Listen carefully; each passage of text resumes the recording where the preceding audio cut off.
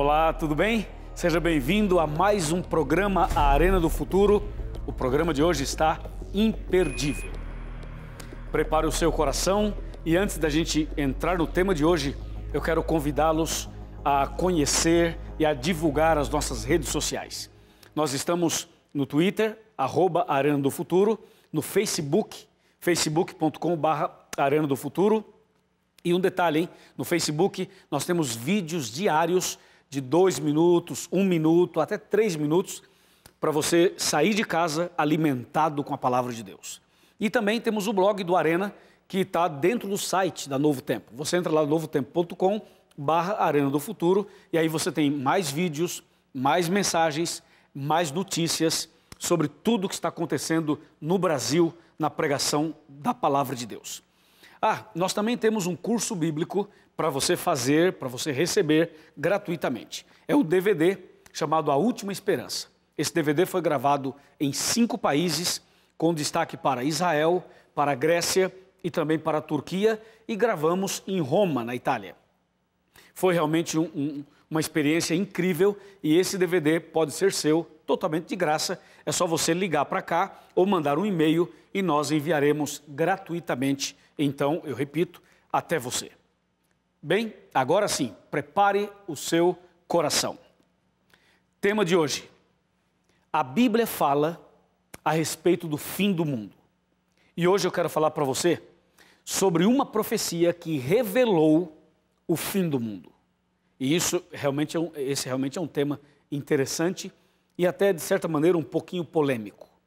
Só que eu quero falar não do fim do mundo em relação ao futuro, mas em relação ao passado. E para entender essa profecia, para saber que profecia é essa, eu lhe convido a abrir a Bíblia Sagrada comigo, no livro de Gênesis. E talvez você diria, pastor, mas tem profecia em Gênesis? Claro que tem. Tem profecia em toda a Bíblia.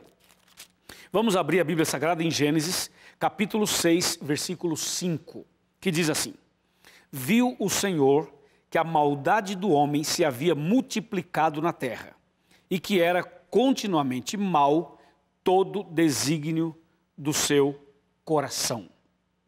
Então, isso aqui revela que houve um tempo na história da humanidade em que o gênero humano se corrompeu de tal maneira, em que os problemas se acentuaram de tal forma, que Deus teve que tomar uma decisão e colocar um ponto final na história do mundo daquele tempo. Você percebeu na leitura do verso 5 que a maldade humana se havia multiplicado. Veja então o que diz o verso 6. Então se arrependeu o Senhor de ter feito o homem na terra, e isso lhe pesou no coração. Agora vem o verso 7.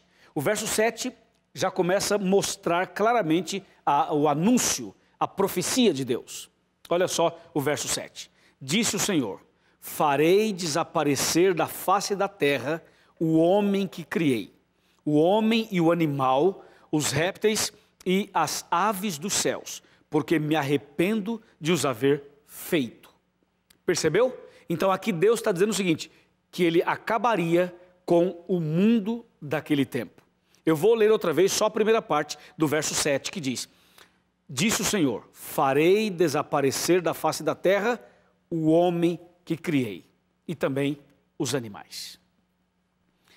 Aqui nós podemos perceber que Deus anunciou o fim do mundo. Aqui está o anúncio, aqui está a profecia, aqui está a revelação mostrando que Deus acabaria com o mundo naquele tempo. E o texto continua, porque quando Deus diz assim, eu vou acabar com a vida humana, eu vou colocar um ponto final nesse mundo, não dá mais. As pessoas estão extremamente rebeldes, as pessoas foram ao extremo da pecaminosidade. Ou seja, as pessoas blasfemavam contra Deus, blasfemavam contra o Espírito Santo, havia rebeldia aberta. Então Deus disse, eu vou acabar com esse mundo, eu vou acabar com toda essa farra, essa situação, essa rebeldia, essa situação maligna. Então Deus olhou para a terra, para ver se achava alguém justo e fiel.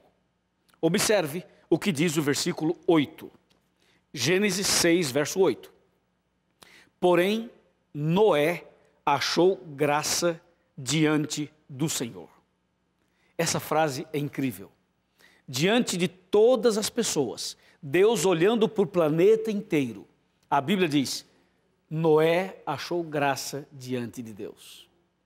Ou seja, havia um homem justo, havia uma pessoa fiel, havia uma família que tinha o temor de Deus. Em meio a tanta rebeldia, em meio a tanta pecaminosidade, em meio a tantas coisas ruins, havia um homem e uma família que ainda conseguia manter os princípios da palavra de Deus. O texto bíblico continua e o verso 9 diz algo que me emociona e que vai emocionar você. Quer ver? Observe. Eis a história de Noé. Noé era homem justo, íntegro entre os seus contemporâneos e Noé andava com Deus. Vejam, 3 características desse servo de Deus. Primeira, ele era justo. Segunda, era íntegro. E terceiro, andava com Deus. Então Deus, quando olhou para a terra e decidiu acabar com esse mundo, Deus viu um homem que era fiel, obediente e que tinha o temor de Deus no coração. Então, o que Deus fez? Deus chamou Noé, lhe deu o anúncio, lhe deu a profecia, lhe mostrou o plano e aí disse, Noé, nós vamos dar uma chance para as pessoas. As pessoas terão oportunidade de arrependimento e de salvação. As que desejarem serão salvas. As que não desejarem, então perderão a vida. Veja agora o que diz o versículo 12. Versículo 11 e o 12. A terra estava corrompida à vista de Deus e cheia de violência. Vem cá, entre nós aqui, entre nós dois. Será que isso somente existia ou existiu no tempo de Noé? Será que esse versículo não poderia ser aplicado hoje ao nosso mundo, às grandes cidades, às grandes metrópoles e também nas pequenas? Veja, vou ler outra vez. A terra estava corrompida à vista de Deus e cheia de violência. Isso está em Gênesis. Quer dizer, se as pessoas daquele tempo já viviam assim, o que dizer das pessoas que vivem hoje? Então vem o versículo 12. Viu Deus a terra, e eis que estava corrompida, porque todo ser vivente havia corrompido o seu caminho na terra. Número 13. Então disse Deus a Noé, resolvi dar cabo de toda a carne, porque a terra está cheia de violência dos homens. Eis que os farei perecer juntamente com a terra. Impressionante. Então Deus orienta Noé para que ele pudesse construir uma arca. E essa arca seria a chance de salvação para a família de Noé e para outras pessoas que desejassem e que tomassem esta decisão. Durante muito tempo, Noé trabalhou e construiu essa arca. Deus passou para ele todas as informações, deu as medidas, deu todos os detalhes, e esse servo fiel, esse homem justo, temente a Deus, construiu uma grande arca. E quando ele construía, durante os anos em que ele foi construindo essa arca, ele também dava às pessoas a mensagem de Deus. Ele dizia assim, atenção pessoal, eu estou fazendo essa arca porque em breve haverá um dilúvio. E Noé anunciava esse dilúvio e construía a arca. E dizia assim, entrem na arca porque é a única maneira de ser salvo. E durante todos esses anos, Noé fez todo o possível e chamou a atenção das pessoas e deu a mensagem e deu o recado e anunciou a profecia. Só que as pessoas não acreditaram. As pessoas até zombaram de Noé. Claro, se você olhar do ponto de vista humano, as pessoas tinham, entre aspas, um motivo para não crer em Noé. E qual era esse motivo, entre aspas? Era que naquele tempo não havia chovido. Durante todo aquele período, aquelas pessoas, não conheciam chuva. O que eles conheciam era uma pequena neblina que caía à noite ou caía de manhã, um tipo de um orvalho que cobria a grama, cobria a terra, a relva. Mas chuva torrencial mesmo, eles não conheciam. E Noé estava anunciando a chegada de um dilúvio, de uma chuva torrencial. Então as pessoas diziam assim, você está louco, Noé, isso nunca vai acontecer. A questão é que Noé estava transmitindo uma mensagem de Deus, era uma profecia de Deus. E Noé estava seguro disso, então construiu a arca e enquanto construía, ele pregava, ele apelava, ele chamava, ele advertia, ele repreendia. O tempo passou, chegou o dia final, a arca estava pronta. Noé então recebe de Deus uma orientação para colocar os animais aos pares, de 2 em 2, dentro da arca, de cada espécie. E Deus queria então preservar as espécies, ou seja, salvar os animais, cuidar dos animais. E Noé coloca os animais dentro da arca. E ele vai chamando as pessoas, e ele vai convidando as pessoas. E infelizmente as pessoas não entenderam e não aceitaram e consequentemente não entraram na arca. Somente entraram na arca as pessoas da família de Noé. Somente 8 pessoas, 8 entraram na arca e os animais entraram. Mas as outras pessoas não aceitaram e por isso não entraram. Aí quando Noé entrou na arca, ele ficou na porta da arca e fez o último chamado, o último convite, o último apelo. Eu posso imaginar o grande Noé, o velho Noé, fazendo um chamado, fazendo um apelo dramático, emocionante. E as pessoas não entraram e ainda disseram, você está louco, você está maluco, você está fora de si. E Noé então entra na arca e fecha a porta por dentro. E diz a revelação que o anjo do Senhor fechou a porta pelo lado de fora. Então, mesmo que Noé desejasse abrir a porta da arca, ele não poderia, porque Deus fechou por fora e Noé fechou por dentro. Só que aconteceu uma coisa, passou um dia em que Noé e a família e os animais estavam lá dentro e não choveu. Passou o segundo dia e também não choveu. Veio o terceiro dia, nada de chuva. Chegou o quarto dia e também não choveu. Veio o quinto dia e o céu estava azul, o sol brilhava, nada de chuva. Veio o sexto dia, também não choveu. Veio o sétimo dia e não choveu. E quando terminou o sétimo dia, terminou uma semana, exatamente como estava planejado por Deus, começou a formar um temporal. As nuvens começaram a aparecer mais carregadas. E começa então aquele clima de chuva. As pessoas lá fora que estavam zombando de Noé durante aquela semana, dizendo, ei Noé, tá vendo? Já passou um dia, já passaram 2, passaram 3, 4, cadê a chuva? Cadê o dilúvio? Tá vendo? Você é louco, você tá gagá, as pessoas vão morrer aí, saia daí. As pessoas que estavam zombando, quando no final da semana perceberam que as nuvens estavam se formando, e um vento forte, e um trovão, e um relâmpago, e aquelas gotas grossas, grandes, de chuva, começam a cair. As pessoas nunca tinham visto aquilo. Então elas começam agora a se agitar, de um lado para o outro. O que será que está acontecendo? Eles não entenderam exatamente o que estava acontecendo, mas a chuva veio. 1 dia, 2 dias, 3 dias, 1 semana, 2 semanas, 3 semanas, 1 mês, 40 dias. Chovendo todos os dias, torrencialmente. Aquelas pessoas batiam na arca, batiam na porta, gritavam, Noé, Noé, Noé, Noé, abra a porta, agora a gente acredita em você, na sua pregação, abra, nós queremos entrar.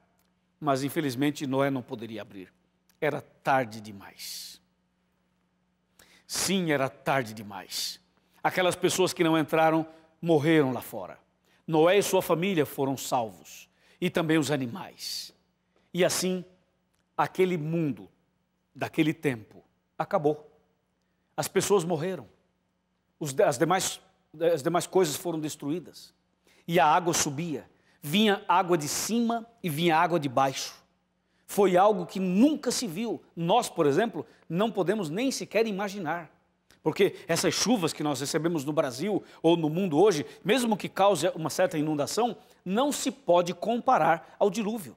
O dilúvio foi uma coisa extrema, impressionante. Só para você ter uma ideia, quando você viaja por aí, de avião ou de carro, e você vê aqueles abismos, aquelas montanhas enormes, esses Grand Canyon, esses lugares impressionantes, isso tudo é resultado do dilúvio. Entendeu? Essas montanhas, esses abismos e tudo isso é resultado do dilúvio.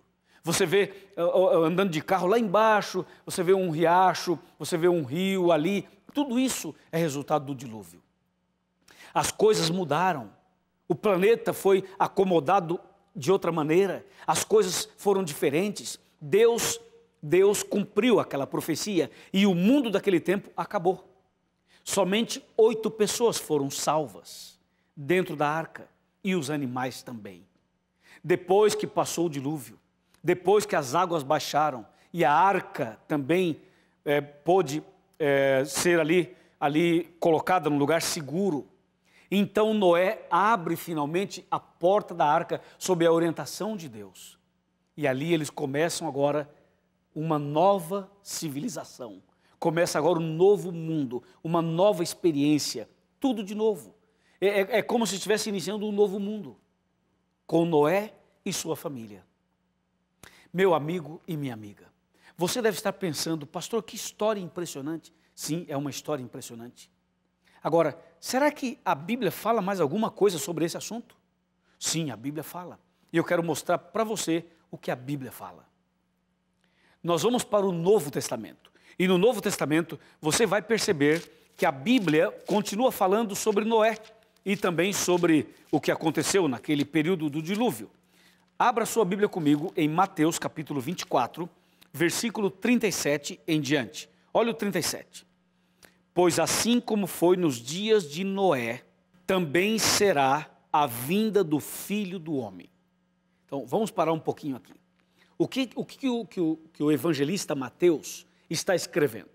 Ele está escrevendo que a mesma coisa que aconteceu nos dias de Noé, aconteceriam também, pouco antes da volta de Jesus. Detalhe, quando Noé falou ou falava do dilúvio, as pessoas não criam, porque o que Noé estava anunciando era algo que eles nunca haviam contemplado. Hoje, eu estou aqui falando que Jesus vai voltar. A Igreja Adventista do Sétimo Dia tem pregado que Jesus vai voltar. E tantos outros no mundo inteiro têm anunciado a volta de Jesus. E muitas pessoas pensam assim, isso é mentira, isso é alarmismo, isso é sensacionalismo, Jesus nunca vai voltar e tal. Tem muita gente que hoje age e reage como as pessoas naquele tempo de Noé.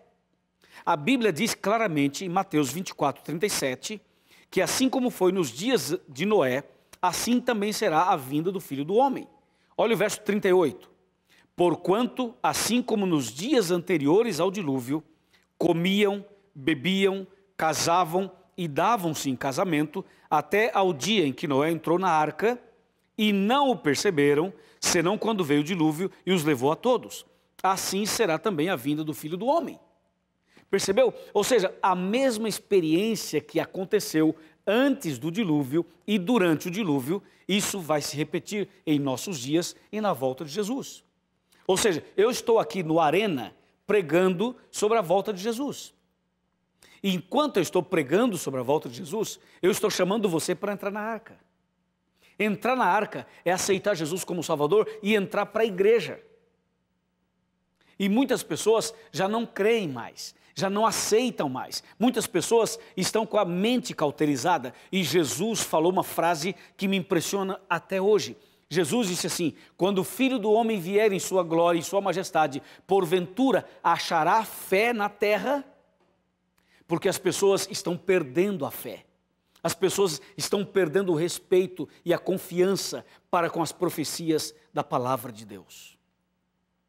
Meu amigo e minha amiga, a Bíblia está dizendo que nós precisamos tomar cuidado e abrir nossos olhos justamente para não cometer os mesmos erros que as pessoas cometeram nos dias anteriores ao dilúvio. Hoje é momento de você parar e pensar. Você que assiste a TV Novo Tempo já há muitos anos, ou quem sabe há muitos meses. Você que estuda a Bíblia conosco, você que está acompanhando toda a programação da TV Novo Tempo, você anota, você grava, não é verdade? Você assiste depois no seu iPad, você leva para suas viagens. Você é uma pessoa que não frequenta nenhuma igreja, mas você assiste a TV Novo Tempo e em casa você se alimenta espiritualmente, não é verdade? Chegou a hora de você se levantar desse sofá, se levantar dessa cadeira, tomar uma atitude e entrar na arca. Chegou a hora de você entrar na arca. Porque não basta ouvir a palavra, não basta ouvir as profecias, não basta conhecer. É fundamental aceitar e colocar em prática. Hoje a arca seria a igreja, porque no mundo tão turbulento como este, no mundo onde o dilúvio de pecados, o dilúvio de maldade, o dilúvio de corrupção, o dilúvio de tantas coisas erradas, aí tenta nos sufocar, a única segurança que temos é Jesus. E o único lugar seguro, do ponto de vista espiritual, é a igreja.